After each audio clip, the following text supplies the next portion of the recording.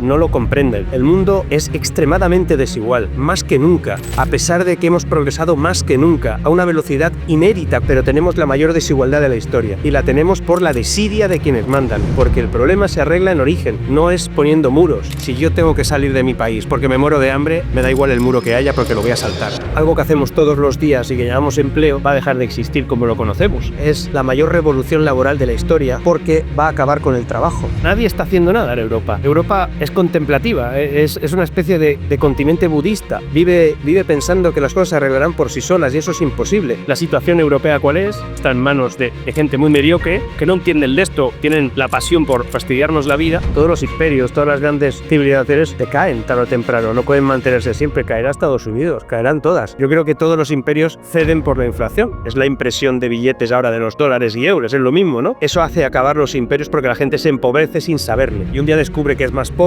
y el Estado es más pobre y todo es más pobre y todo el mundo debe. La deuda es inasumible y la gente cree que la deuda es algo que se podrá pagar tarde o temprano. No, pero una quita, ¿no? Si hay una quita, nos hacemos pobres todos, porque la deuda es de todos.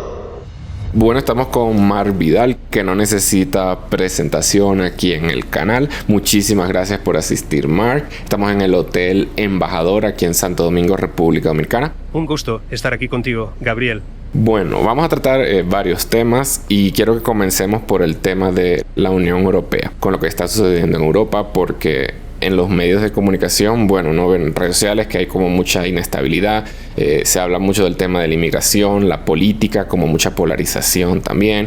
Uno ve también con la relación con Estados Unidos, que Europa parece como sometida también a Estados Unidos, pero desde tu punto de vista, ¿qué análisis haces de esa aparente inestabilidad que está viviendo Europa y esos temas? Más que inestabilidad, lo que está viviendo Europa es están presenciando su propio declive. Es decir, Europa es un continente que pudo tomar la iniciativa en algunos ámbitos y, sobre todo desde el punto de vista de innovación, lo que tiene que ver con su potencia económica. Europa fue prácticamente el 14% del PIB mundial. Incluso llegó al 20% del PIB mundial hace unos años y ahora apenas llega al 11% y todas las indicaciones nos dicen que al finalizar esta década vamos a estar al 9%. Es decir, que el PIB mundial afectado por Europa cada vez tiene menos sentido o por lo menos tiene menos importancia. Lo relevante a partir de aquí es que Europa ha tomado una iniciativa desde el punto de vista económico que es la de regularlo todo. Europa ante la imposibilidad de innovar, ante la imposibilidad de poner en marcha proyectos nuevos, liderar procesos de innovación, por ejemplo en temas de inteligencia artificial, pues ha decidido regular lo que otros inventan, ¿no? Estados Unidos innova, inventa, los chinos lo copian bien y los europeos lo regulamos. Ese es nuestro sino en estos momentos y ese evidentemente nos lleva a un lugar en el que no podamos liderar los procesos económicos del futuro y mucho menos los de vanguardia. Además nos hemos visto envueltos en decisiones que probablemente están tomando otros y que Europa en un papel seguidista tal vez digamos desde un punto de vista sociológico histórico nos tocaba participar en el modo en el que estamos participando por ejemplo en el conflicto de Ucrania, ¿no? Que en Rusia invade Ucrania, hay que reaccionar sobre ello, pero la reacción que acometió Europa yo creo que fue inconsciente en gran medida. Es decir, el hecho de que se pusieran sanciones continuas a Rusia no ha salido bien, o por lo menos no ha salido como pretendía la Unión Europea. Nos ha costado mucho dinero a nosotros, no solamente lo que tiene que ver con las transferencias militares, sino sobre todo en lo que nos ha costado por inflación. Nosotros tenemos un motor económico fundamentalmente es Alemania, que es el que nos empuja a todos los europeos y nos hemos visto en una situación en la que su materia prima en este caso de producción, que tiene que ver fundamentalmente con el gas, con las materias primas y las energías que eran baratas porque las comprábamos a Rusia, ahora ya no lo son. Hemos tenido que buscar, se están buscando en otros lugares que son mucho más caros, con lo cual lo que ha sucedido al final es que la industria alemana no sea competitiva porque le cuesta mucho producir. Es decir, teníamos un buen motor y lo hemos roto. Lo hemos roto con decisiones políticas. Otra cosa es que a lo mejor no se podía hacer otra cosa, pero esa es la situación real. Es un disparo en el pie.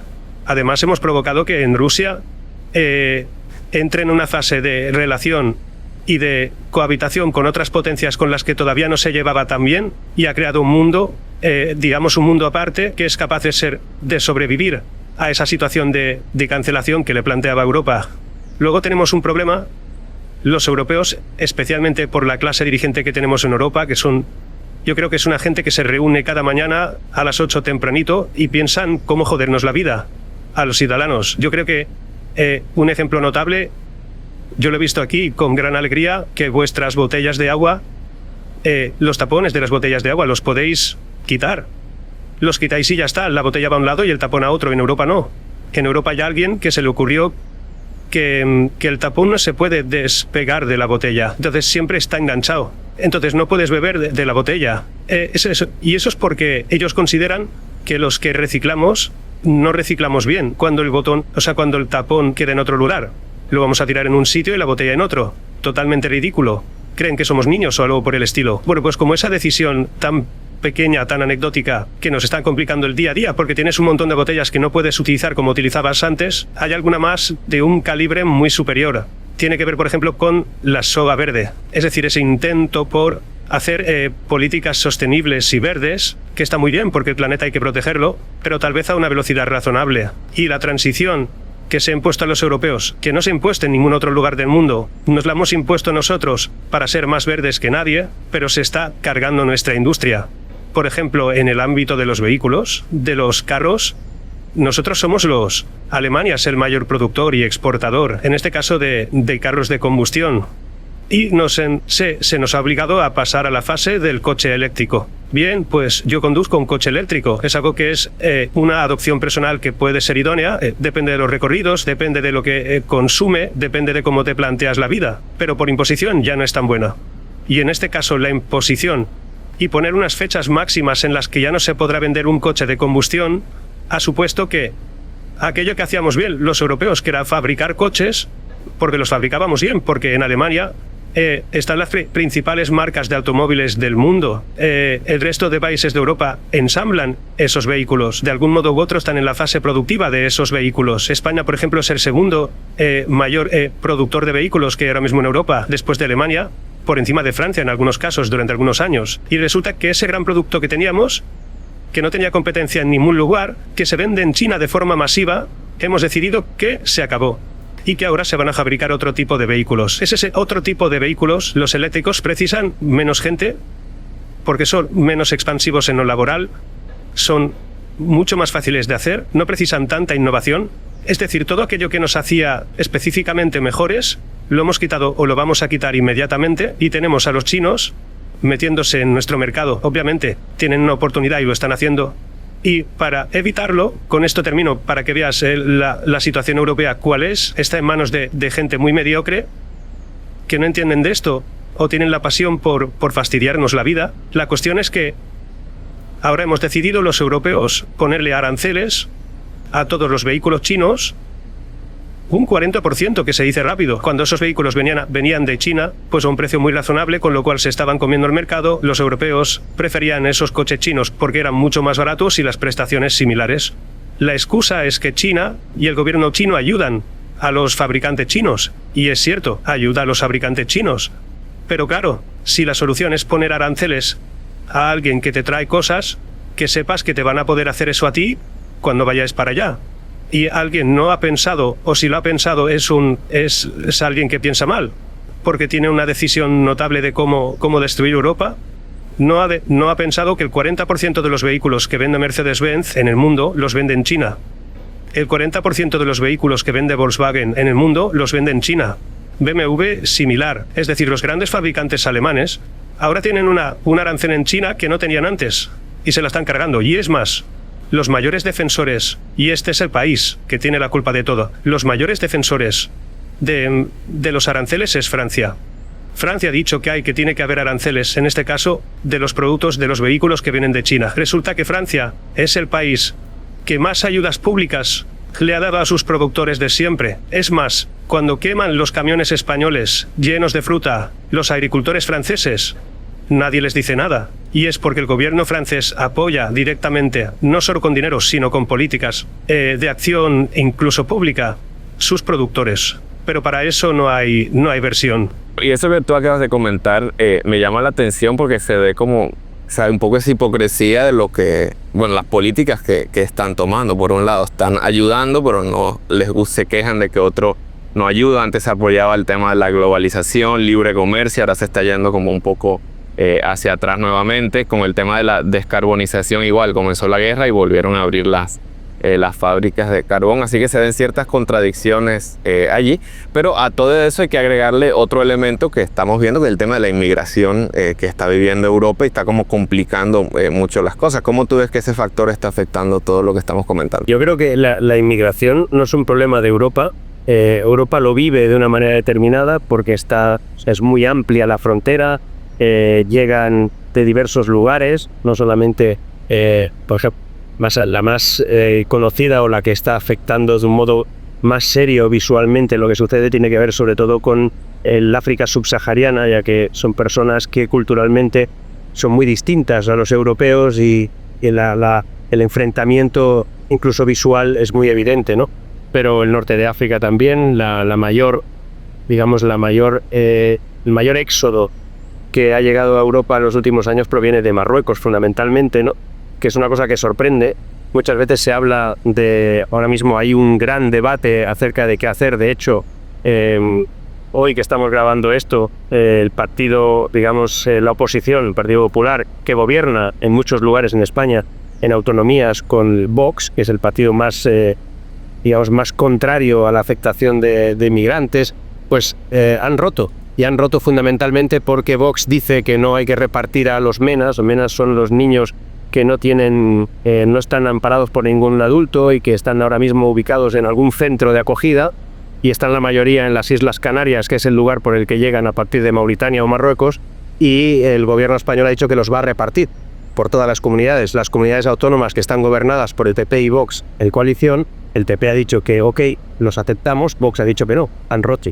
Bueno, pues seguramente hay algo más de fondo que ya han aprovechado algunos para romper por esto, debido a que también aparece un partido nuevo que se llama Se acabó la fiesta, un partido que lidera una persona fundamentalmente que es Alvise, y que, ha posicionado ese tema de una manera muy central, muy hacia el mensaje que hay mucha gente que quería escuchar en Vox y no lo estaba escuchando, y tal vez Vox se ha visto animado a esa rotura para posicionarse de forma clara en el ámbito de la inmigración, porque es un tema que cada vez preocupa más. Bueno, pues esos niños, esos jóvenes, esos menas, que es como se les llama, a veces se denomina que son niños sin familia. Esos niños tienen familia, lo que la tienen es en otro lugar. Entonces, claro, obviamente ya los tienes allí, no puedes tampoco de forma indiscriminada devolverlos a ningún lugar. Eso no parece lógico ni factible. E incluso yo creo que el problema está en origen, y allí es donde se tendría que atender este asunto. Muchas veces con Marruecos tenemos posicionamientos los españoles, por lo menos el gobierno español, de cierta, lo que se dice una actitud laxa, es decir, una actitud poco enfrentativa, y que al final genera que tengamos las fronteras demasiado abiertas en ese sentido. Muchas veces tampoco se toma muy en consideración el hecho de que muchos de esos cayucos, es decir, las barcas con las que llegan a las Canarias, han tenido que recorrer muchísimo trayecto llevados por alguien, y luego los sueltan a pocos kilómetros de las costas ya, de territorio español. Es decir, habría alguna fórmula para evitar que eso llegase a esa distancia, porque una vez ya están ahí tienes que recogerlos, se van a ahogar, no podemos estar permitiendo esa masacre. Pero ese conflicto, que España lo vive de un modo cada vez más importante, vemos por las calles de España muchísimos más inmigrantes que en muchos casos lo tienen que hacer porque evidentemente llegan sin capacidad de conocer la lengua, sin conocimiento de ningún tipo de profesión, todavía no pueden ejercer ningún trabajo porque algunos o son menores o incluso siendo mayores no pueden ser contratados por diversas razones porque no vienen con contrato de origen. Es decir, tenemos gente vagando por las calles que cada vez son más y que me temo que va a crear un conflicto y que va a dar razones a gente que piensa que eso hay que evitarlo de una manera radical, y me parece totalmente contraproducente además, ¿no?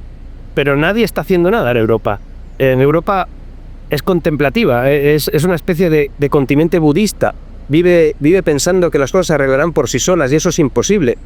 Ahora mismo hay algunos informes que dicen que desde África a Europa se están desplazando. La cantidad es muy grande entre unos y otros, pero depende del estudio. Hay unos que dicen 2 millones y algunos estudios hablan de 45 millones. Sea lo que sea, sean 2, o sean 5, o sean 10, millones de personas que huyen de lugares donde no se puede vivir por la calor, Evidentemente en el mundo hace más calor, como aquí. O sea, hace mucha calor.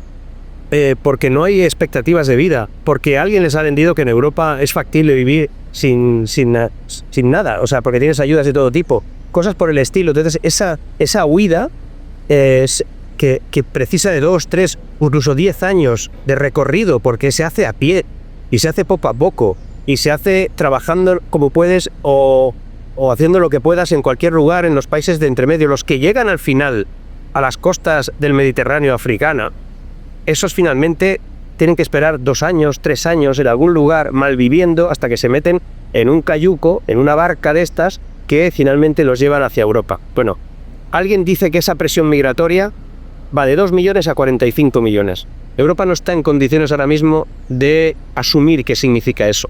Porque esto no es solo de decir que vengan y veremos qué hacemos. Ese problema es enorme. Pero es que ese problema no solo lo tiene Europa.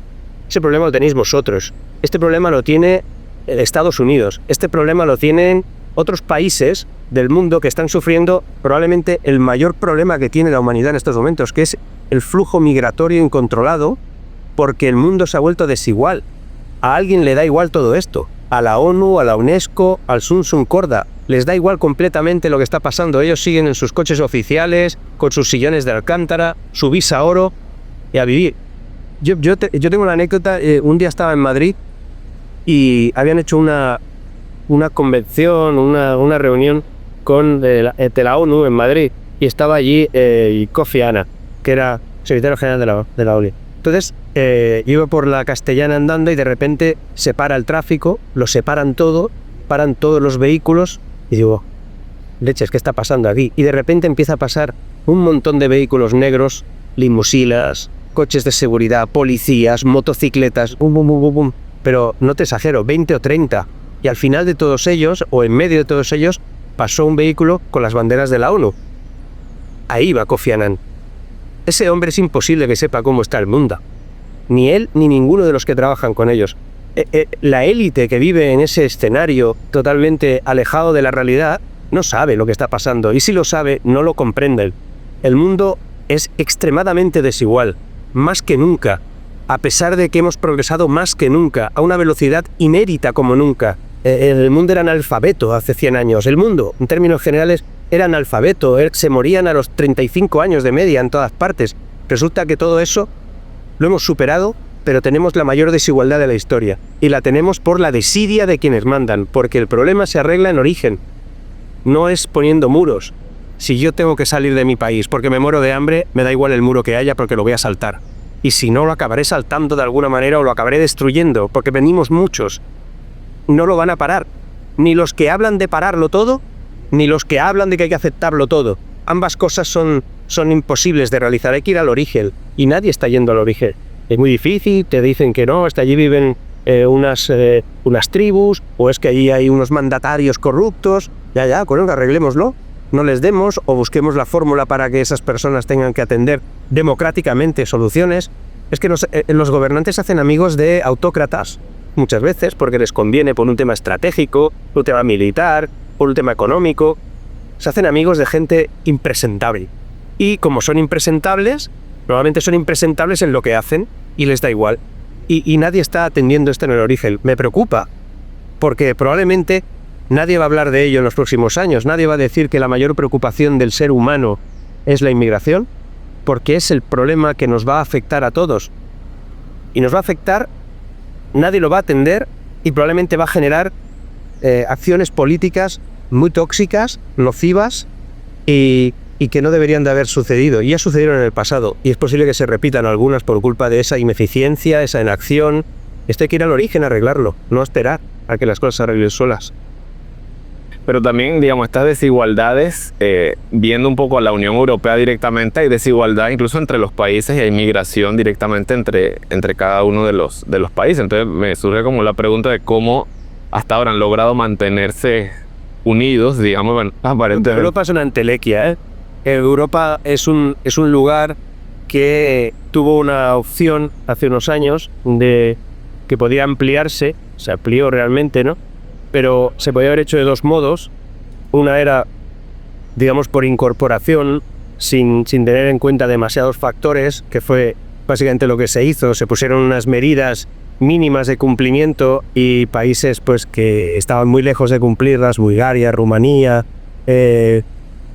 Ahora pues evidentemente se nota que no las cumplían, y esa incluso todos los bálticos, ¿no? Todos esos países que estaban del bloque soviético, a alguien le interesaba mucho que entrasen. Yo creo que le interesaba más a Estados Unidos que a nadie, pero bueno, ahí acabaron, ¿no?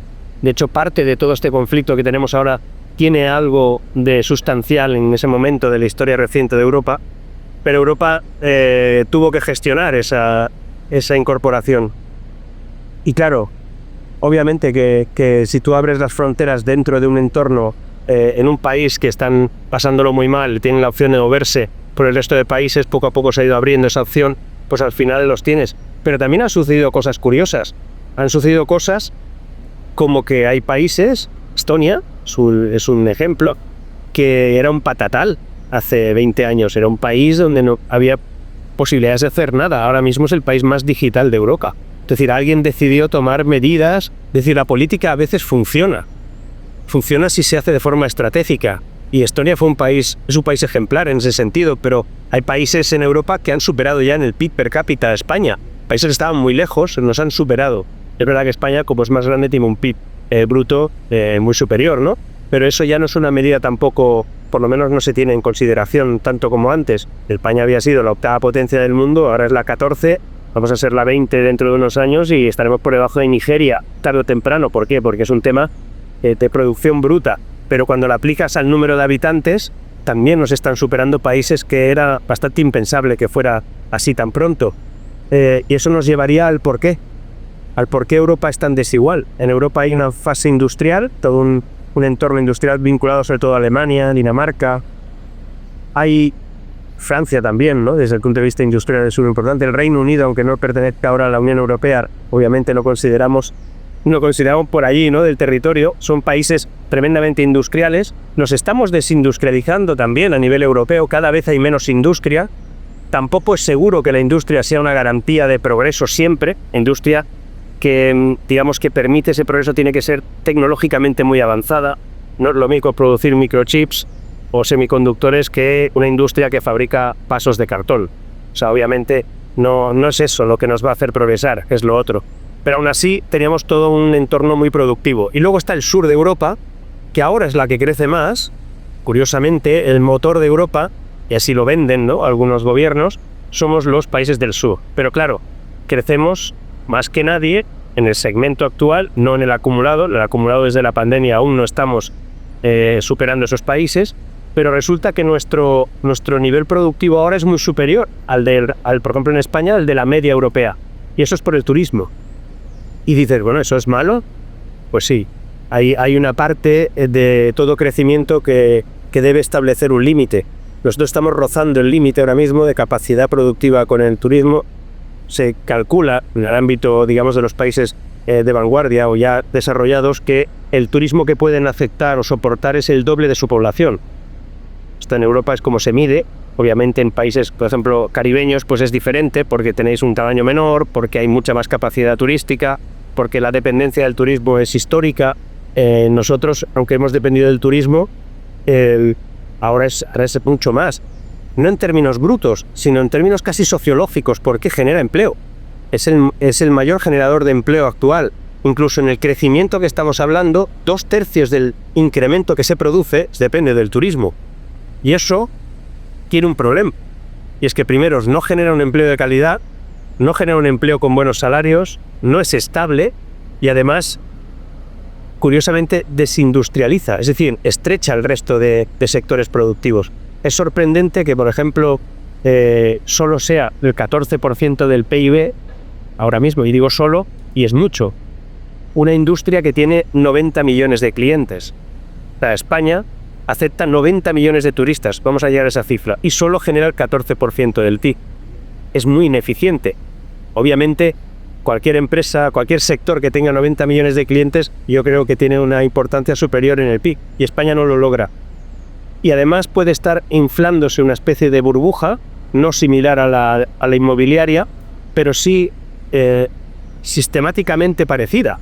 Porque si tú empiezas a depender mucho de un sector, te puede pasar lo que le pasó a Holanda, se le llama la enfermedad holandesa, No sé si la conoces. Como venezolano, creo que... Esa enfermedad holandesa que se refiere, por si nuestros oyentes y telespectadores no lo ven o no lo saben, es esa enfermedad económica que se produce cuando de repente te explota la posibilidad de utilizar una nueva materia prima o un nuevo negocio que surge. En el caso de Holanda fueron, evidentemente, pues el tema petrolífero y materias primas, básicamente, y entonces toda la economía se volcó en eso y desatendió lo demás. Y al desatender lo demás, entraron en una crisis que se llama la enfermedad holandesa. Bueno, pues España puede estar teniendo, todo el sur de Europa puede estar teniendo una enfermedad holandesa con el turismo. Es una materia prima, porque es el sol, es la playa, y eso está ahí, va a estar siempre.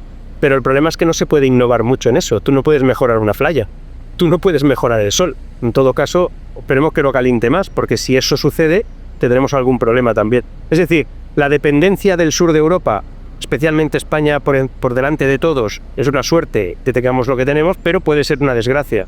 Y la dependencia de la industria europea del norte que se está estrechando, tenemos un desequilibrio que todavía nadie le ha dado solución. No, y justamente yo estuve viendo recientemente en las noticias que en Barcelona estaban como atacando a los turistas y todo, en parte por situaciones que se están viendo. Me imagino que por el tema de la vivienda, los alquileres y demás, ¿no? Claro, el turismo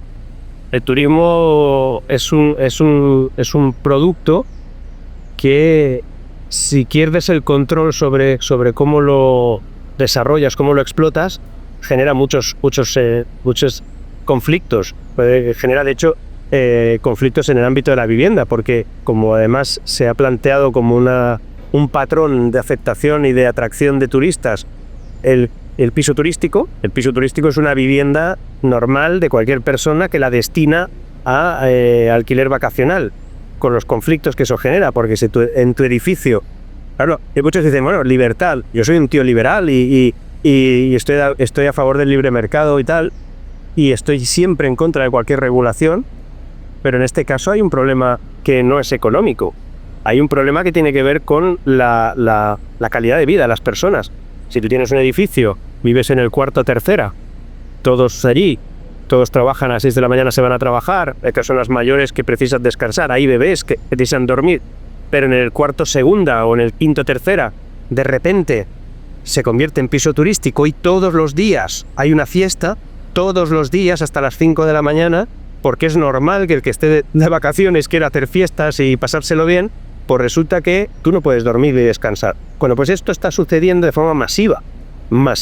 En Madrid hay 19.000 pisos así. En España el cálculo es que sobrepasa el 500.000 de pisos de este tipo. Entonces, ¿cómo se gestiona esos pisos turísticos?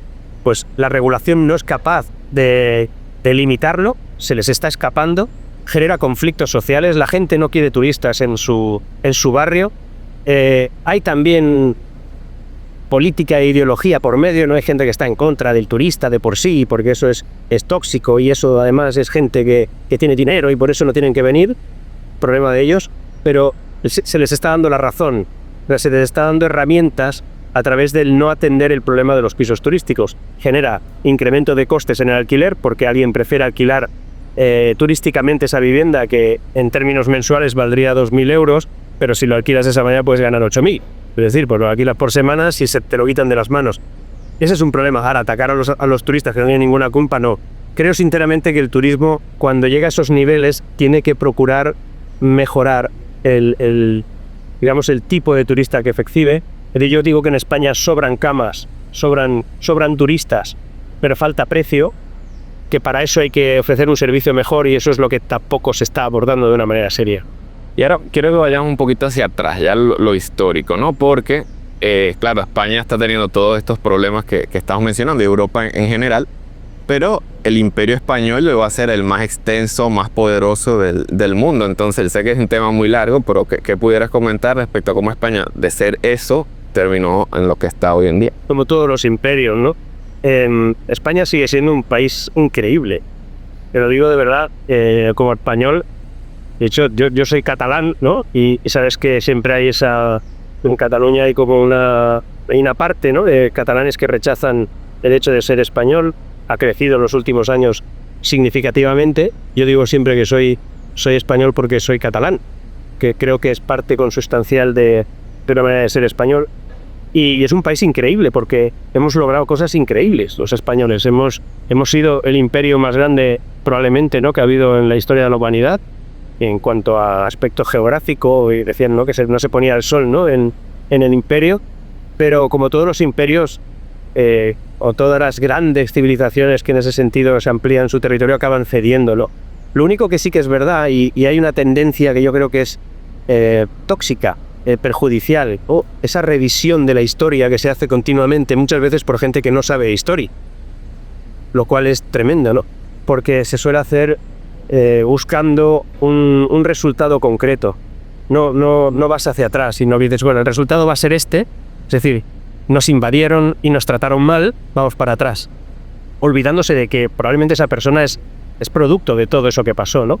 Pero incluso a veces se olvidan de comparar otros imperios, porque cuando analizamos lo que sucedió en el siglo XVI, en el siglo XV, en el siglo XII, es igual, en cualquier parte de la historia, no podemos analizarlo bajo la perspectiva de hoy en día. Pero si lo analizamos con la perspectiva de hoy en día, comparemos con otros criterios, o con otras formas de conquista, o con otras formas de descubrimiento. A mí me gusta más hablar de nos dimos cuenta que existía América, porque eso de descubrimiento, como si no hubiese estado nunca, ¿no? Estuvo allí y llegamos y trajimos una cultura que para nosotros considerábamos que era más aceptable o mejor, se creía Dios y se creía de una manera determinada, y no, lo que yo he podido leer, lo que yo he podido saber, yo conozco a varios historiadores que han buscado elementos de revisión, porque todo hay que ser capaz de encontrar los errores, y claro, la forma en la que España, el Imperio Español, que tampoco es como ahora sería la España de ahora, llegó a América, fue mucho más integradora de lo que se nos explica. Aquí el planteamiento colonial era muy distinto, por ejemplo, al de los británicos, ¿no? Que ellos se lo quedaban y ya está. Nosotros teníamos virreyes, es decir, teníamos una cierta autonomía cada una de las zonas, ¿no? Y de hecho por eso hay independencias diferenciadas. Los independizó América de golpe, o sea, eso fue en diferentes fórmulas y afectado por los ambos territorios, ¿no? Pero eso, como todos los imperios, todas las grandes civilizaciones, decaen tarde o temprano, no pueden mantenerse siempre, caerá Estados Unidos, caerán todas. Es decir, esto le pasó a Roma, le pasó al Imperio Otomano, le pasó a la China de entonces, y le pasará también y nos pasó a nosotros, ¿no? Y nos pasó seguramente por lo mismo que pasa siempre, por la inflación. Yo tengo claro que y eso sí que es una manera de entender la vida, ¿eh? Yo creo que todos los imperios ceden por la inflación, y ceden porque hay un momento en el que todo se hace más caro, porque hay alguien que es capaz de emitir un dinero que cada vez inutiliza más el que existe, o lo desvalora, ¿no?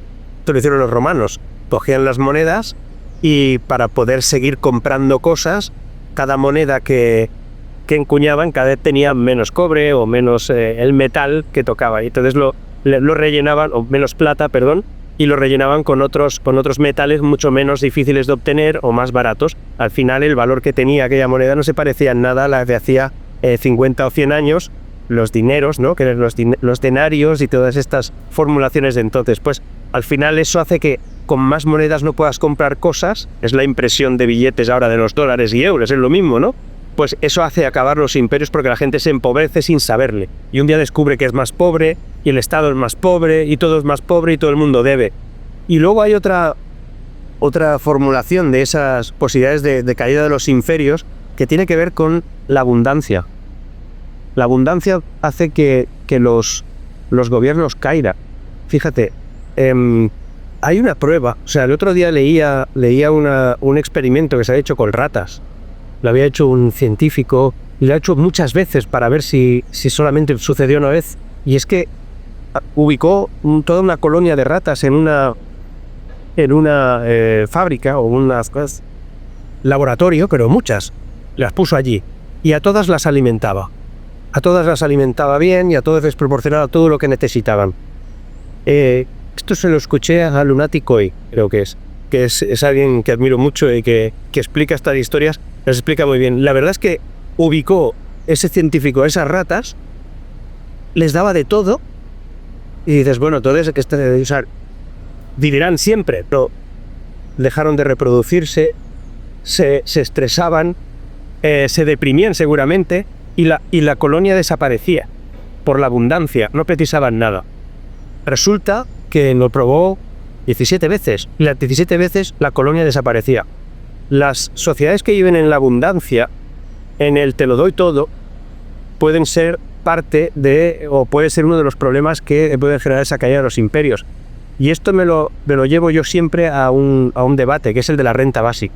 La renta básica universal, que parece ser la gran conquista que esperan nuestra civilización actual, podría ser el mundo de la abundancia, del todo te lo doy, y el final de una civilización, como le pasa a las ratas. Voy a que tener cuidado con eso.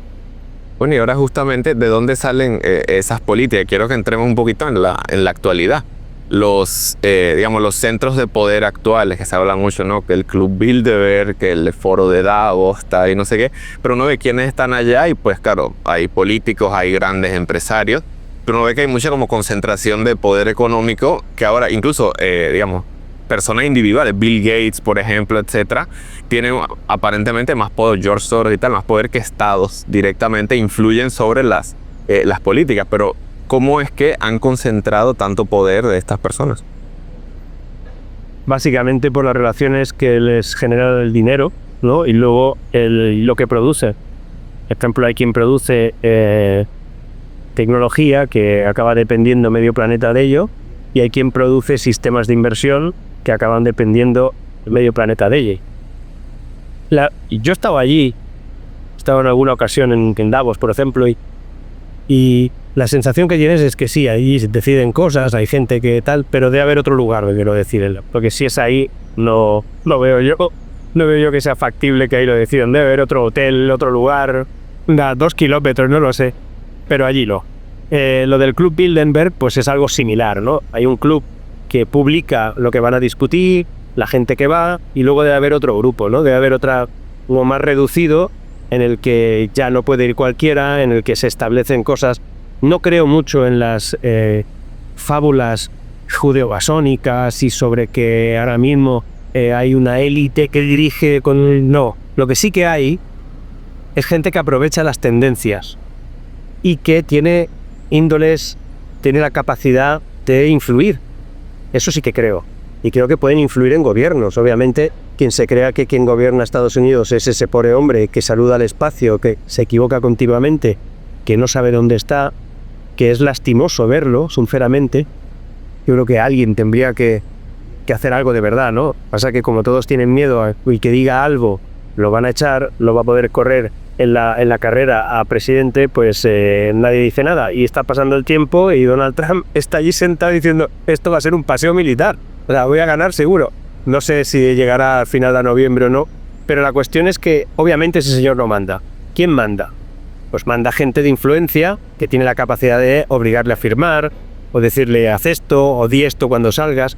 Gente que influye. ¿Quién influye a esa gente? Pues gente con mucho dinero, con industrias que son capaces de modificar procesos económicos, las industrias armamentísticas, las tecnológicas, las financieras. Esos son los que mandan. ¿Que tienen un plan para el planeta? No, yo no me lo creo. ¿Que tienen un plan táctico sobre el planeta? Sí. Estrategias no creo que lo hayan decidido hace 10 años y 20. Yo sé que hay mucha gente que considera que alguien decidió que nos pasara lo que nos está pasando. Yo creo que las cosas pasan y ellos aprovechan lo que pasa. En este caso, sería la diferencia entre táctica y estrategia. Yo no creo que haya alguien ahí arriba decidiendo de forma estratégica lo que nos debe suceder. No creo que alguien tenga un plan tan sofisticado. De hecho, no creo que sean tan inteligentes como para ello. Lo que sí que son es mala gente. Y la gente que no es muy buena en lo táctico. Es decir, son capaces de utilizar lo que sucede en su favor y tácticamente modificar las cosas. Creo que es más eso. Es más que si aparece una crisis sanitaria, aprovecharla para probar qué sucedería si nos encierran a todos. Aprovechar que hay mucho miedo en la población con temas de ciberseguridad. Vamos a implementar una moneda digital que ellos creerán que es más segura, pero al final lo que resultará es ser mayor control. Hay mucho miedo en la gente en lo que tiene que ver con que te puedan atracar o te puedan robar por la calle, pues pongamos unas cámaras de seguimiento facial, que será muy bueno. Esas tácticas las aplican, la gente las asume y no se dan cuenta de que están cediendo su privacidad de forma absoluta. Antes he contado que el mayor problema de la humanidad actualmente probablemente es los flujos migratorios, pero hay un segundo gran problema, y es que seguramente se amparará en eso, en la falta de seguridad que podría generar en diferentes aspectos. Y es que la población mundial ha decidido ceder su privacidad, ha decidido vender sus datos, no solo a empresas, que puedes decidir si la quieres dar a una empresa o no, es que dárselo a los gobiernos, a las instituciones públicas, a cambio de una hipotética seguridad. La gente no sabe que lo más fundamental en nuestra vida, lo que realmente es un derecho fundamental, es el derecho a respirar. O sea, estar vivo es mi derecho fundamental. Luego tengo derecho fundamental a la propiedad, a lo que es mío, que me he ganado, que no he comprado, que yo lo exploto y yo hago lo que quiero con ello. Nadie es nadie para evitármelo, en base a ninguna otra razón más que yo me lo he ganado. Y la tercera tiene que ver con el derecho a ser anónimo cuando yo quiera. Esa es la privacidad. La privacidad no es ser anónimo siempre. La privacidad es decidir cuándo quiero ser anónimo, que es distinto. Y esos tres derechos se están vulnerando constantemente con la aceptación global del mundo, especialmente de la izquierda, que está encantada con esto. Es verdad, y creo que algún día se darán cuenta de su error porque les afectará a ellos también. Cuando descubran que haber perdido la privacidad les afecta, entonces se acordarán de estas cosas, se acordarán de estas palabras. Cuando descubran que el reconocimiento facial no es bueno, ¿qué significa? Que yo pueda ir por la calle y cualquiera pueda reconocerme facialmente. ¿Eso es por mi seguridad? Nadie se sorprende que cuando vemos una serie de true crime y descubren un asesinato, un cadáver, de repente la policía, en la explicación de cómo resuelven el caso, se ponen en contacto con todas las cámaras que hay, las miles de cámaras que hay alrededor del lugar, y empiezan a analizar quién pasa y quién no pasa por allí, y descubren el asesino. El asesino lo podrían descubrir igualmente sin cámaras. Eso te lo dice la policía. Y dice, no, es que también podríamos, es posible. De hecho, sabemos quiénes son los malos habitualmente antes de que pongamos una cámara. Pero en todo caso, todos los que pasaban por allí han sido reconocidos facialmente para descartarlos. Alguien dirá, yo no tengo nada que esconder. Ya, pero es que esto no va de esconder si eres cosa. O sea, no va de esconder o no. Esto va de que tú tienes un derecho fundamental a tu vida privada, ¿no? Y ese es un problema. Y creo sinceramente que alguien está aprovechando todo eso. Es decir, esa táctica en base a las nuevas tecnologías aplicadas, a los nuevos modos sociales, a las nuevas, indicaciones de cómo tiene que vivir el mundo, esa táctica sí que la aplican esos que están ahí, que son más identificables de lo que creemos. No son personas que tienen una máscara de Anonymous puesta. No son ellos. Son gente que son claramente reconocibles, son familias muy conocidas, son personas que a veces se les incluye en una especie de élite como onírica, pero no, si están ahí, si tienen su casa y tienen un despacho y tienen un edificio enorme, están ahí, si no hace falta ir muy lejos. Lo que pasa es que no sabemos cómo lo hace y muchos creen que lo hacen de una manera casi fantástica, que en realidad es mucho más simple. Toman decisiones, llaman por teléfono a un directivo de una empresa, a un ministro de un país y le sugieren que haga algo porque a cambio obtendrán otras cosas. Es simplemente un intercambio de intereses. Pero viendo este poder que están como acumulando, porque claro, hay, digamos, individuos o decir, empresarios o grandes capitales, los estados, todo está como ya entremezclado. Y uno ve, por ejemplo, estas propuestas de no tendrás nada y serás feliz. Y que uno ve como en el sistema económico, todo pasa a sistemas de suscripción, el alquiler, también, incluso viendo hacia atrás, obsolescencia programada. O sea, todo lo veo como en tendencias similares.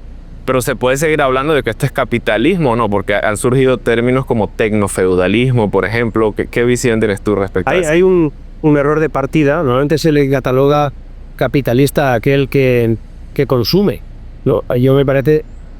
Siempre, no sé, incluso cuando hablas con los amigos, dices, oh, te has comprado un reloj nuevo o eres un capitalista. No, esto no es capitalismo. El capitalismo es generar capital. El que se lo gasta normalmente no es capitalista, es otra cosa, ¿no? Yo a veces digo que el más capitalista que hay es un socialista, el que gasta, gasto público, gasto continuo sin generar capital. El capitalista genera capital, lo ahorra, lo invierte y al final puede también gastarlo, ¿no? pero hay unas fases previas. Ese es el capitalista. Eso es el capitalismo. Lo que vivimos ahora no tiene tanto... encaja más con el gasto que con la generación de capital. De hecho, los países están abonados a la deuda de una manera dimensionalmente totalmente irracional. Creo que es sinceramente una injusticia social lo que se está cometiendo hacia generaciones que vienen. Mi hijo va a ser muy pobre, independientemente de que herede mucho. O sea, va a ser muy pobre porque lo que heredará valdrá muy poco. Fundamentalmente porque este mundo se debe a sí mismo 3 veces y medio y eso no lo cubre nadie. No hay nadie que esté parando eso. La curva de deuda de los principales países del mundo está en vertical. Desde 1950, una vez acabó la Segunda Guerra Mundial, todo va en vertical. La deuda es inasumible. Y la gente cree que la deuda es algo que se podrá pagar tarde o temprano. No, pero una quita, ¿no? Si hay una quita, nos haremos pobres todos. Porque la deuda es de todos. Si a ti te perdonan una deuda, tendrás que dar algo a cambio. El valor de tu dinero, fundamentalmente. El valor de lo que tienes. Como la gente no se da cuenta de que ese capitalismo actual tiene una... realmente es un hecho que normalmente los gobiernos, las instituciones, aquellos que podrían estar al mando de esta nave, procuran de que no sepamos. Se esfuerzan en que no sepamos que nos estamos empobreciendo de manera muy rápida. Cuando hablamos de la inflación agregada, en Europa, por ejemplo, aquí estáis, Pilar, la inflación ha afectado similarmente a todas partes, pero le ha afectado por los mismos motivos, por esa emisión continua de dinero que vosotros, como estáis muy dolarizados en algún aspecto, pues lo vivís por culpa de la Reserva Federal. Pero resulta que la inflación agregada, por ejemplo, en España, vamos a ponerlo, está ahora mismo en el 16-17% en los últimos años. Desde la pandemia que cayeron los precios también, pero bueno, si pusiéramos una línea, vamos a decir que vamos a estar en una inflación media del 3% durante 10 años. ¿Podríamos llegar a ese punto? Yo creo que sí. Una inflación media del 3% durante 10 años quiere decir que a partir del segundo o tercer año ese 3% ya no es el 3% del inicio, es el 3% del resultante. Es decir, estaríamos hablando de que si tomáramos el principio ahora estaríamos en un 3,5. Es exponencial, porque afecta el mismo 3% sobre mayor base. No es lo mismo un 3% de 100 que un 3% de 103, pues un poco más. Pues en 10 años la media no sería un 3, sería probablemente un valor del 40%. ¿Qué quiere decir? Que si yo tuviese $100.000 en el banco, 10 años después tendría un 40% menos de valor sobre ese dinero, aunque tuviese ese dinero. Podría comprar el 40% menos de las fosas en 10 años. En 20 probablemente, si la media, no creo que haya deflación, por lo cual estaremos siempre en algo de inflación, una inflación que se agrega y se acumula, estaremos hablando de que podría haber perdido más de la mitad, incluso el 60-70% del valor de mi dinero. ¿Qué hace la gente con su dinero? Oh, lo invierten en vivienda. La vivienda ahora mismo tiene peor comportamiento que Bitcoin. Ah, pues lo invierto en oro. Tiene peor comportamiento que Bitcoin. De hecho, no tiene comportamiento. Si tomas la referencia de 2008, en todas las tipologías de inversión, excepto en Bitcoin, pero no quiere decir que Bitcoin sea la fórmula mágica, pero excepto esa inversión, todas las demás, todas, absolutamente todas, no has ganado nada. No, ni en el Standard & Poor's, no, porque si tomas la depreciación del dinero, se te equilibra. No hemos ganado nada. Has salvado tus ahorros, como mucho, en el mejor de los casos, pero nadie ha ganado nada, nadie ha rentabilizado su dinero. A alguien le interesa que nos rentabilicemos, porque en la gran táctica final de esta historia, que sí que roza con alguna estrategia, está la de hacernos dependientes.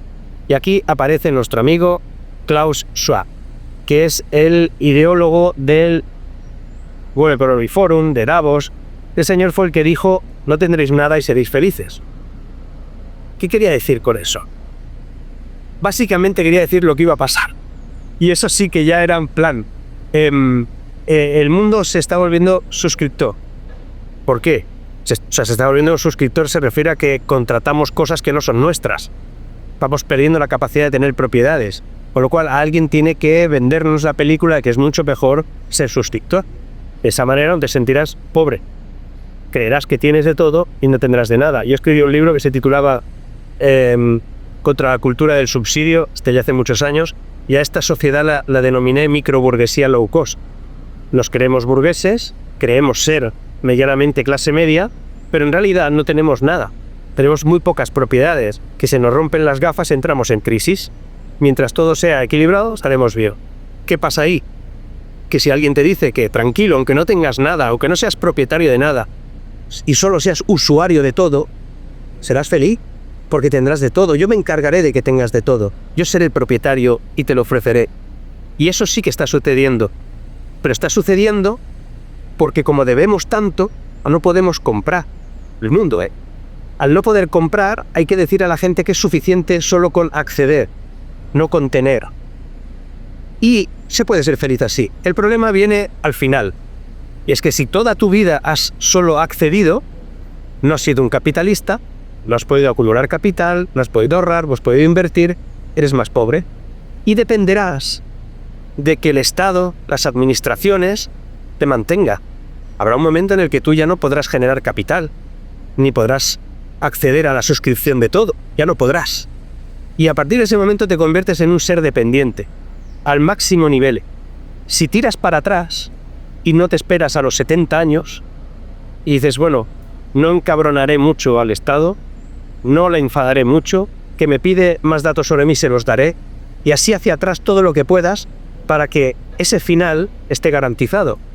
Si tú no cumples alguna de estas cosas, te embargarán, te requisarán, te culparán, te inspeccionarán, te harán 1000 cosas y llegarás a ese punto final con pocas posibilidades.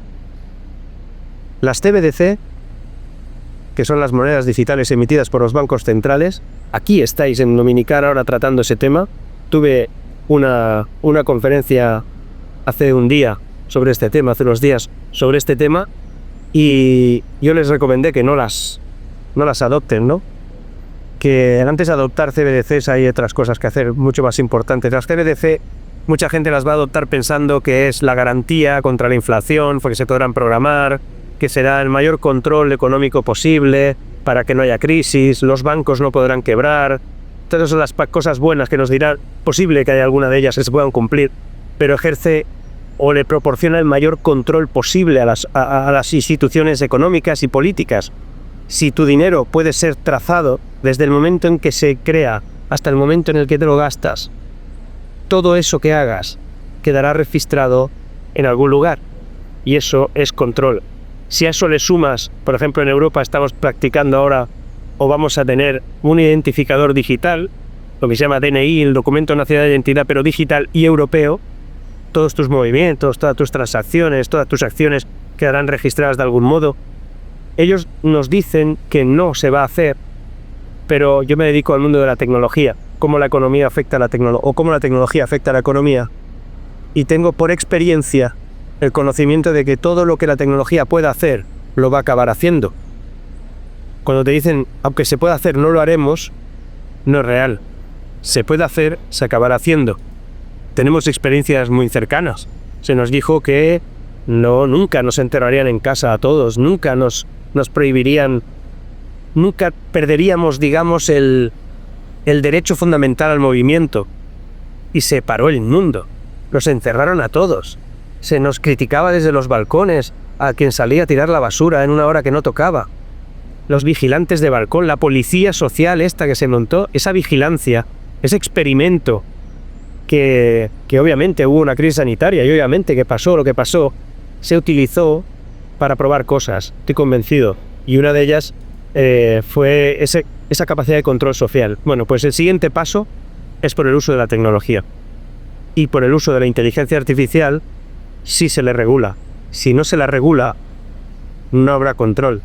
Curiosamente, con esto termino esta parte, fíjate que la regulación de la inteligencia artificial, al contrario de lo que parece, es para controlar. Si tú no controlas la inteligencia artificial, la dejas en manos de la gente. Me dejas que la gente la utilice como una herramienta de progreso. De hecho, si alguien hubiese regulado la electricidad, no tendríamos interruptores. Se hubiese parado el progreso. Seguramente, no, esto no se haga porque esto es peligroso, no que ilumina mucho. Si alguien hubiese regulado el fuego cuando alguien lo descubrió, no tendríamos ahora fogones, no lo sé, o calefactores. La inteligencia artificial se ha descubierto y alguien ha decidido que la quiere regular ya, en Europa. Y resulta que lo que impone esa regulación es lo de las cámaras digitales. No, vamos a prohibir que las cámaras utilicen inteligencia artificial para analizar si un malo pasa por un lugar, a menos que haya sospechas de que eso pueda pasar. Entonces la ley te dice que eso no se debe hacer, a menos de que exista posibilidades de que se tenga que hacer. Y en ese momento pasas de una cosa que era alegal, no había ley sobre eso, a una cosa que convierte en legal que la inteligencia artificial regule o que en este caso identifique tu cara. Muy complicadas las perspectivas en ese sentido, ¿no? Pero surgen reacciones a eso, porque claro, de repente uno ve este mundo y dice, oye, ya la cosa va, todo se va a acabar, bueno, muchos problemas, ¿no? Pero surgen, digamos, líderes que se oponen a estas cosas, al menos aparentemente, ¿no? Y las personas como depositan su confianza en estos nuevos líderes. Y quiero comentar un poquito sobre eso. El caso, por ejemplo, de Milei, que está sonando mucho en redes sociales y demás. Él fue a Davos directamente, dio un discurso oponiéndose a esta élite globalista que dice que son socialistas y demás. Pero a mí me llamó mucho la atención que en el discurso él simultáneamente como que hizo una, vamos a decirlo así, como una apología a los monopolios y la concentración de capital. Entonces me pareció como un poco contradictorio eso, porque claro, está atacando a las élites, pero al mismo tiempo como económicamente respaldando eso. ¿Cómo ves esos planteamientos tú?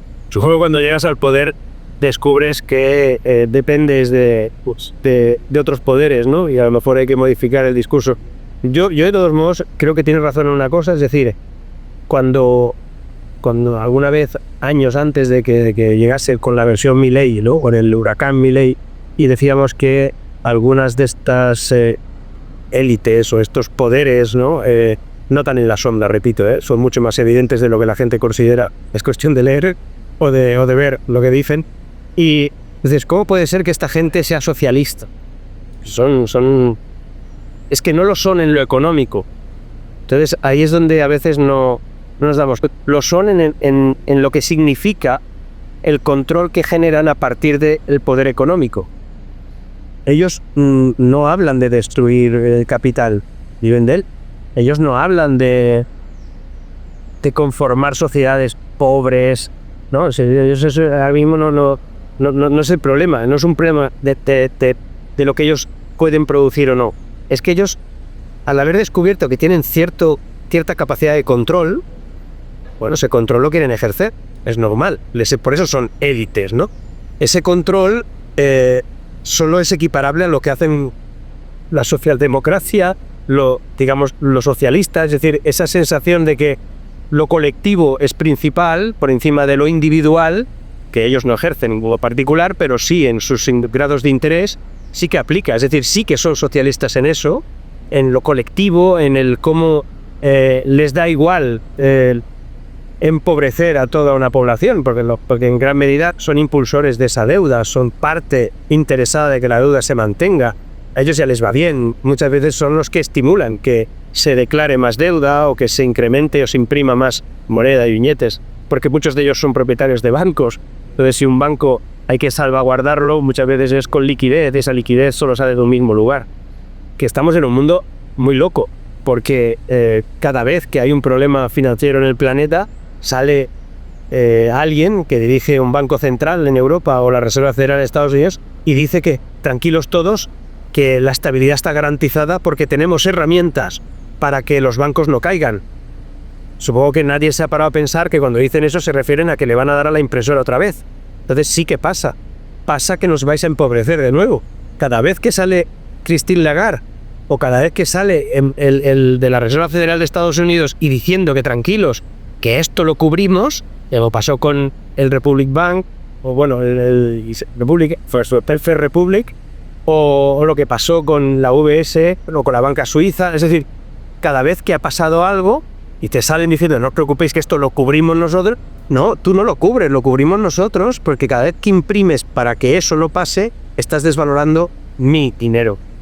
Entonces, creo que cuando han surgido estas nuevas voces, o sea, Milei especialmente, que no es tan nuevo, porque lleva ya años ahí guerreando, lo que pasa que ahora está, digamos, en el poder, hay una distorsión por las formas de Milei son las formas de Milei, que creo que es parte del éxito. Es decir, hay un momento en el que eso arrastra, dice las cosas muy claras, la gente las quiere oír así, les garantiza, y yo creo que esto es un hecho, por ahí ya es histórico, les garantiza que lo van a pasar mal. O sea, sale un tipo delante de las cámaras y dice que sepáis que si me votáis, esto va a ser duro. Si no me votáis va a ser más duro, pero el otro te está diciendo que no va a ser tan duro, tranquilo, que aquí hay fórmulas para salir, pero él te está diciendo que va a ser duro. Y la población lo cree. Y dice, no, es que estamos tan mal que aunque aquel diga que no va a pasar nada, ese miente. Y este me está diciendo la verdad y me está diciendo que hay que hacer algo o nuestros hijos aquí no van a poder vivir. Obviamente habían llegado a un límite inflacionario difícil de gestionar. Y entonces accede al poder, se va a Davos, explica todo eso y plantea pues el sueño de un anarcoliberal, ¿no? El sueño de decir el Estado a la mínima expresión manteniendo algunos hechos, ¿no? Los que van un poco más allá, los anarcocapitalistas, los que ya no quieren nada del Estado, quieren que todo se puede organizar desde un punto de vista ajeno al Estado, pues le falta todavía algo, ¿no? Yo creo sinceramente que es un soplo de aire fresco ideológico en la economía mundial. Ha tenido profesores muy potentes, ¿no? Huerta de Soto, tiene gente que le ha dado contenido a su discurso.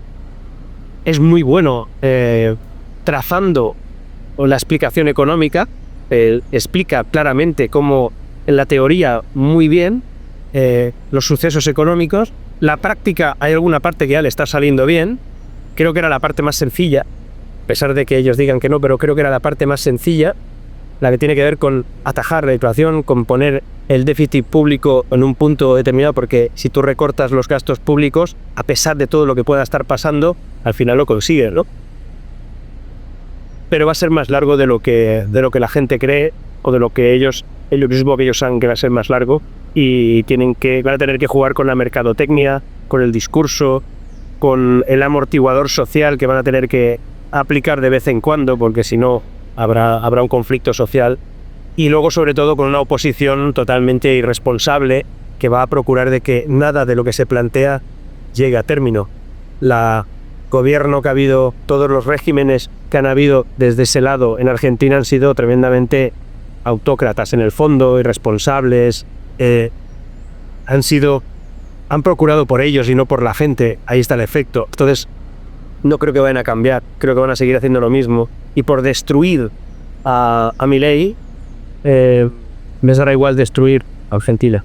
Y ahora con otro de los personajes, Bukele, que es otro también, digamos, bastante interesante allí, que también ha dado un giro, porque esto he notado como ciertas cosas, ciertas contradicciones, no, o aparentes, porque todos los meten como en el mismo saco, Milei, no sé, Trump, Bukele, y son cosas totalmente... He visto cosas peores, he visto Milei fue a España un meeting en el que estuvo Meloni, estuvo Le Pen, estuvo Abascal, y estaba él, estaba Orbán, y no tiene nada que ver. O sea, a ver, Milei no se parece un huevo a una castaña a Abascal. Milei no se parece, pero ya no... Es que son dos dimensiones totalmente distintas con Meloni. O, bueno, con Le Pen no tienen... Le Pen es alguien que defendía más gasto público hace unos días en Francia, más gasto público, más intervención del Estado, intervenir los precios, o sea, que bajar la jubilación a los 60 años, o sea, no tiene nada que ver con...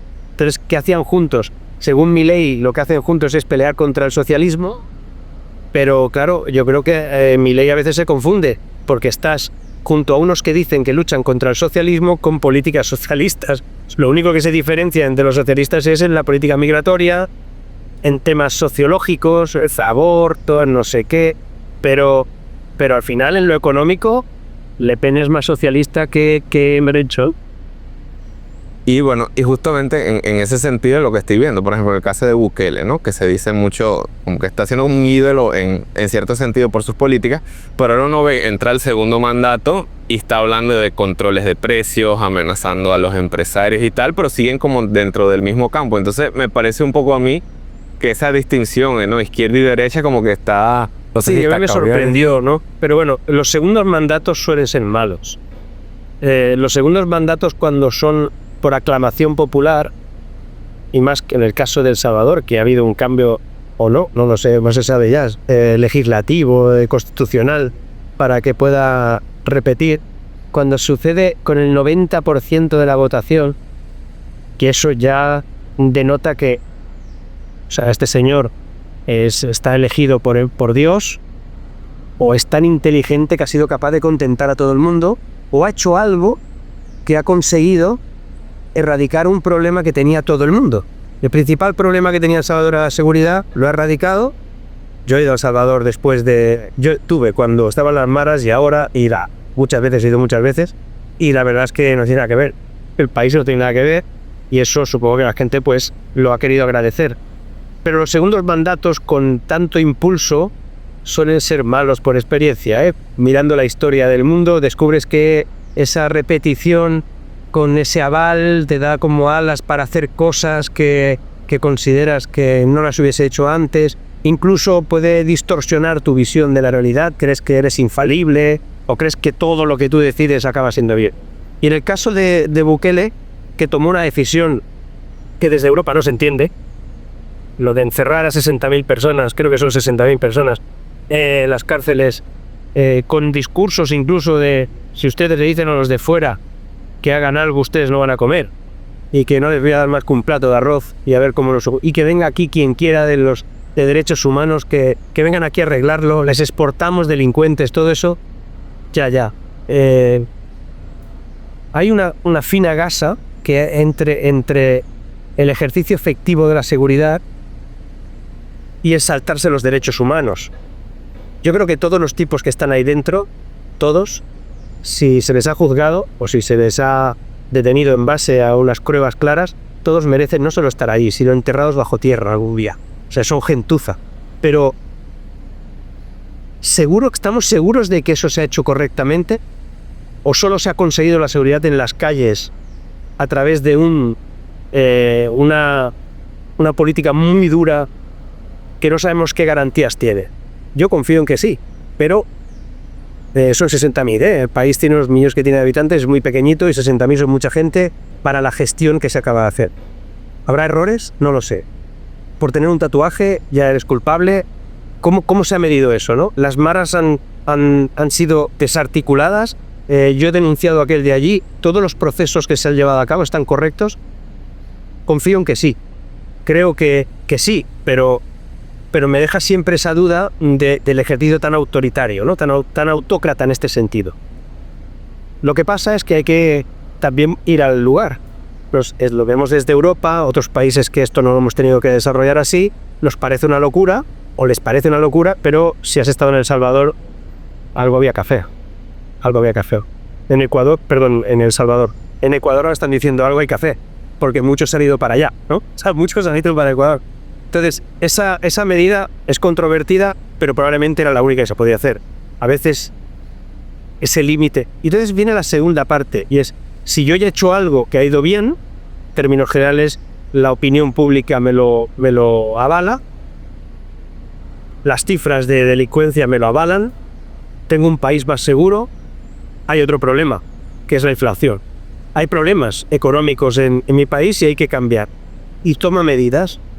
Yo no creo que haya sido por el discurso que hay, por lo que corre en las redes, habla del control de precios para mañana, porque si mañana usted no controla precios, lo meteré en la cárcel, ¿no? Que debe ser suave la cárcel, ahora meterse allí.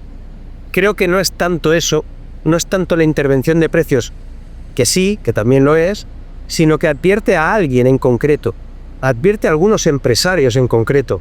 Yo creo que el discurso que se refiere a ese fragmento en el que Bukele dice que hay que controlar precios, o que va a imponer una norma, o que va a decirles a los empresarios que tienen que marcar un precio concreto, el discurso es algo más amplio que lo que se ha tratado en las redes. Da la sensación de que quiere aplicar, ¿no?, un control de precios, una intervención en el mercado. Y si se escucha todo, lo que da la impresión en realidad es que lo que quiere, o le está advirtiendo a unos empresarios en concreto, está diciéndoles a unos empresarios en concreto que están tomando un poquito el beneficio por donde no toca, y les está diciendo que ese abuso no lo va a permitir. Aquí hay una dicotomía. Es decir, él es el que decide que hay un abuso. ¿Quién decide ese abuso? No hay un mercado de la competencia en El Salvador. No hay un organismo que sea capaz de medir si eso es factible o no. Es él quien tiene que decir exactamente que va a decirle a un empresario lo que puede y no puede vender al precio que puede y no puede venderlo. ¿Están aprovechándose esos empresarios de alguna circunstancia? Si es así, más que una intervención en los precios, lo que hay que hacer es una acción judicial. Es decir, hay que entrar directamente sobre, no sé, a lo mejor una práctica no adecuada, una práctica desleal en el mercado. No creo que él tuviera que decir eso. Pero en todo caso, tampoco creo que es lo que se ha trasladado en las redes. No es un control directo a los precios, sino a algo en concreto. Ese algo en concreto me sigue preocupando, desde un pensamiento libre y de libre mercado. Yo creo que también había una cierta confusión con Bukele. Muchos creen que es un liberal, pero es absoluto y no lo es. Bueno, y porque estamos viendo, claro, todos esos líderes, tal, bueno, un poco lo que mencionábamos antes, como que los meten dentro del mismo saco a todos, y uno ve que tienen como políticas diferentes. Pero entonces ya viendo hacia el futuro, ¿hay soluciones ante todos los problemas que acabamos de comentar? ¿Son estos líderes la solución? Porque claro, ahora hay los líderes como que se popularizan en redes, manejan muy bien el marketing y a partir de ahí pues hay esa esperanza o esa confianza. Pero ¿qué ves tú en ese sentido? Creo que el mundo está ante uno de los mayores desafíos que ha vivido probablemente tiempo. Fíjate que estamos entrando en una fase de automatización de todo, donde la inteligencia artificial lo va a modificar todo. Yo me dedico a eso, al análisis y al desarrollo de la inteligencia artificial para empresas, para bancos incluso. Y creo sinceramente que no se está percibiendo el momento histórico que estamos viviendo. Es habitual que no se perciba. No se percibió en otros momentos de la historia, cuando no sé, a finales del siglo XVIII entraban las máquinas de vapor en las fábricas textiles del sur de Londres. La gente no le llamó primera revolución industrial, le llamó primera crisis industrial. Pues ahora estamos igual. Hay muchísimo ruido, muchísimo conflicto. Hay quien dice que vamos a ser felices sin tener nada. Hay quien dice que no nos preocupemos porque la renta básica ya viene. Hay mil historias, pero lo que pocos están analizando es que probablemente algo que hacemos todos los días y que llamamos empleo va a dejar de existir como lo conocemos. Es muy probable que ese contrato social que ahora llamamos empleo sea otra cosa en breve, porque tendrá una interacción constante con tecnología. Tecnología que modificará el uso de estas cámaras, tecnología que modificará el uso de este lenguaje, que modificará la preparación de esta entrevista, que modificará cómo se hacen los periódicos, cómo se hacen los zapatos, cómo se hacen los informes. Todo lo va a modificar más rápido que nunca.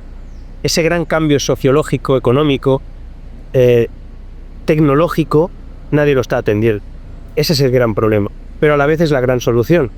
Curiosamente, el debate consiste ahora mismo en si trabajaremos menos horas. En España hay la petición de rebajar la jornada laboral semanal a 37 horas y media, 38 horas y media, dependiendo quién te la defiende. Como si eso fuese la solución a que trabajando menos habrá un mayor reparto del empleo. Y creo que el error que nadie está ahora mismo tomando en cuenta en los ámbitos gubernamentales, excepto pocos países, Singapur, por ejemplo, Estonia, como te decía antes, poquitos países en el mundo han entendido que lo que viene es la mayor revolución laboral de la historia, porque va a acabar con el trabajo como lo conocemos. Por ejemplo, nadie va a acabar con tu empleo. Ningún robot va a acabar con tu empleo. En todo caso, te va a sustituir tu empleo a alguien que se lleve mejor que tú con ese robot. Y eso, más que un problema, es una solución, porque quiere decir que vamos a hacer un mundo más eficiente, más interconectado de ideas, en el que probablemente podamos construir cosas entre todos de una manera muy distinta, en el que todos los errores que el ser humano tiene de serie, sus taras, las podrá corregir un sistema experto, una inteligencia artificial, y ayudarnos. No es una agresión a nuestra vida, sino es un estímulo a hacer las cosas mejor. Nuestros gobernantes eso no lo están teniendo en cuenta, con lo cual la solución no está en ellos. La solución está en cada uno de nosotros. Yo no creo mucho en la organización colectiva, no creo demasiado.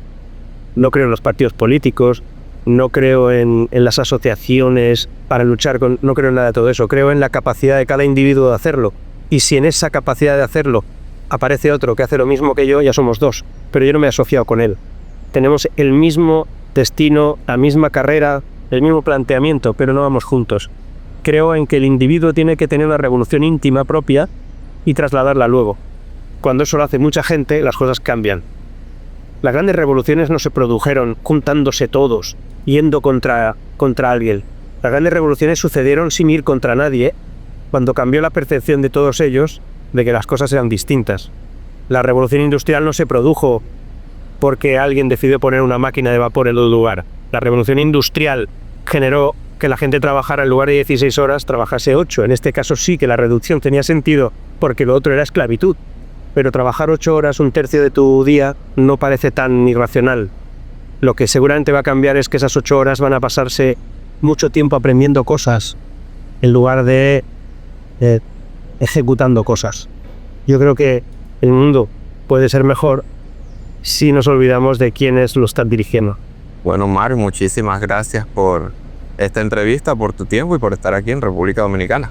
Después de esta conversación con Marc Vidal, hay algo que me queda aún más claro. Estamos en un momento de transformación. El mundo está cambiando, el poder económico se está reconfigurando y tienes dos opciones: ser espectador o tomar el control de tu futuro. Lo que Marc dijo sobre la desigualdad, la concentración de riqueza y la pérdida de propiedad no es solo teoría, es una realidad que ya estamos viviendo. Y si no entiendes el sistema en el que juegas, si no creas capital estratégicamente, vas a seguir dependiendo de otros para que tomen las decisiones por ti. Por eso en este canal no solo analizamos estos cambios, sino que buscamos respuestas. Porque en cada crisis hay una oportunidad para quienes saben verla. Y si más personas aprendemos a generar y acumular capital en la era digital, podemos empezar a construir nuestro propio poder económico. También quiero agradecerte por ser parte de esta comunidad, y si quieres seguir profundizando en cómo crear capital y proteger tu dinero en tiempos de incertidumbre, te invito a registrarte en mi newsletter, donde cada semana comparto análisis sobre economía, inversiones, estrategias para que construyas tu independencia financiera. Es completamente gratis y además las primeras 100 personas que se registren se van a llevar el acceso a la Masterclass Domina el arte de la riqueza del método del dinero, donde te explico las claves para generar riqueza en el mundo actual. El enlace está en la descripción. Y ahora quiero saber qué piensas.